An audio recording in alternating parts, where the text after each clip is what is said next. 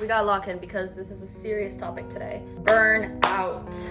I have like 2 ingredients for this soup, so she's gonna be a little bit boring, but that's okay because she's a small pot anyway. Do you ever feel exhausted even after resting? It's like no matter how much rest you get, you still feel so tired, no motivation, no energy. You want to do stuff, you want to be motivated, you want to get work done, you want to go out and see your friends, you want to do things, but you don't have the energy to. Like, you can't. It's like your inner light has been burnt out. It's because you're burnt out, bae. So let's talk about burnout. What it is, how you can get it, how to spot it, and how to recover from it. Before we get into that, we gotta add the water because that's like most of what soup is. Yes, Diva. It has garlic and the chicken stock right now. That's literally it. So what is burnout?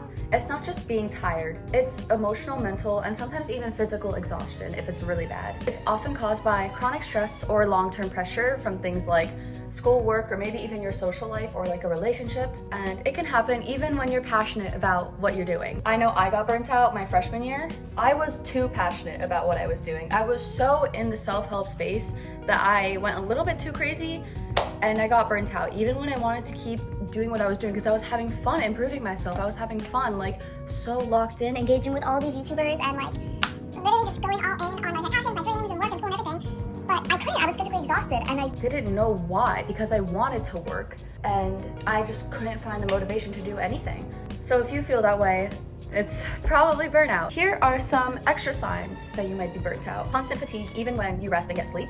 This doesn't include scrolling. If you're scrolling on TikTok or Instagram as your rest, you're not actually resting. So make sure you actually get rest. And if you're still fatigued, then that's a sign of burnout. Loss of motivation or feeling numb about things that you used to care about, trouble focusing or brain fog, feeling overwhelmed even by small tasks, and getting irritated easily or feeling detached from reality.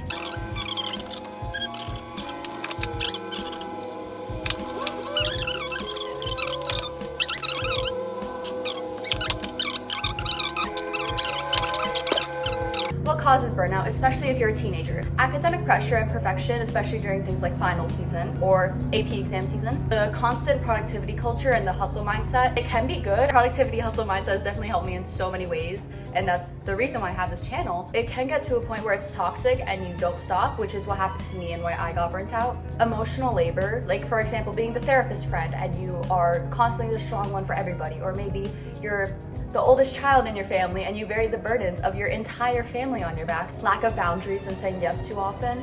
It's not just saying yes to fun things, but it could also just be like saying yes to things that you're just not comfortable with, or being exhausted socially, emotionally, whatever. Social media comparison. I feel like most people assume that burnout comes from working too hard or like being so focused on a project, but it can come from things like being productive all the time, social media, and feeling like you're behind everybody else on the internet, or just not setting enough boundaries. Like, it's not just you study too much.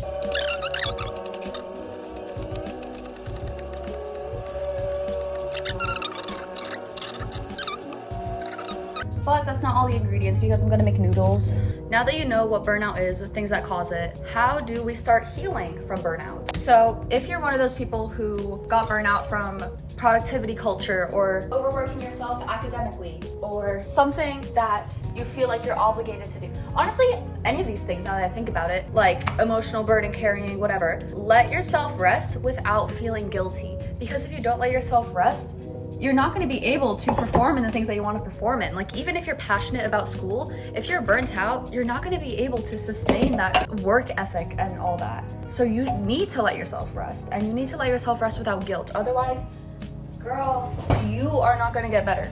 And that's just a fact. We have an egg and flour in here. And try to do some non-productive rest. And don't just scroll on TikTok and Instagram Reels. That's not rest. Maybe you could watch a comfort show. You could do some doodling, some reading, some walking. Just do fun activities.